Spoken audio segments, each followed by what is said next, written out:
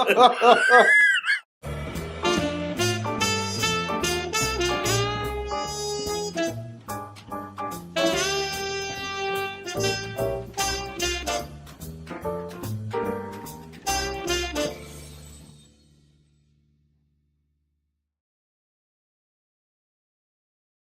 my particular case, I think my trigger points were quite different, really, and it was frustration.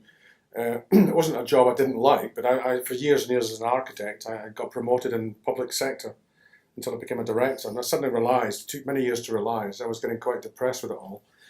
And because the creative side had gone, I was just looking after 200 people, and the local government sort of scene was all what you can and can't do. It was very bureaucratic. And I didn't mind the management side, but I think I lost that creative touch, and it just disappeared. So when they were cutting back, that's why I took the opportunity in 2010 to take a redundancy package, or to be made redundant, because I wasn't happy in the job. And I was ill, I was on tablets, but I didn't realise that's what it was. And suddenly I'd always thought I was a bit of a square peg in a round hole in local government, but I got to the point after 10 years, no, I'm okay at this, I'm doing a good job. But I think deep down it wasn't really for my kind of, no. I'm not a fly, I'm not a wallflower, and I sort of say what I think, and I found you weren't supposed to do that. There was ways to do things, and as I say, it was stifling my creativity.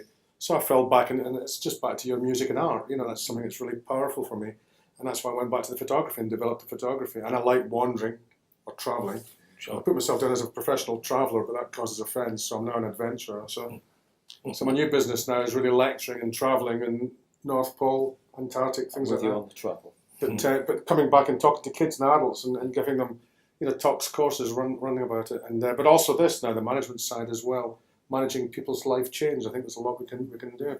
Yeah. But for me, the big trigger point really was getting to a point in your life. I'm not happy with what I'm doing. I need to get out. It's not making me it's making me ill, and that's what becomes important, isn't it? It's your health. Yes. And after a little stroke, very minor stroke, but I was lucky. But it suddenly makes you think it's the health of yourself is what's so important. And as you know, Keith, one thing I say quite often, I'm earning a tenth of what I did now, but I'm probably 100 times happier. Yeah. And I think that's... And what's interesting, that I was going to pick up on that point. It's not always about jobs, is it? Because clearly, if we were 35, maybe it's different folks. But once you get to this program is focused on older people in the sense that 40 plus, although you might say middle aged. But for some people who are nearer the 60, maybe it's about finding that satisfaction you found. I like this interest about sharing the arts and the inspiration you get from those things. Yeah, so we're all at a fairly low point, and we've gone through all sorts of processes to pick ourselves back up. Not easy. No. So where do we go from there? Well, for me, I think we're talking about needs now, aren't we? And what we did to pick ourselves up and really find the direction we wanted.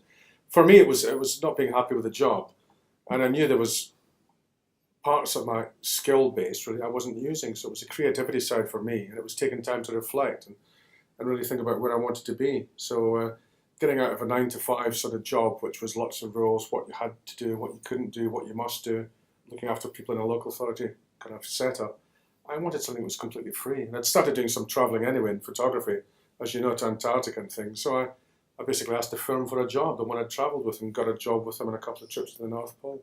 So it was something totally different for me. And I was using my photography and lecturing to people and doing courses and running courses.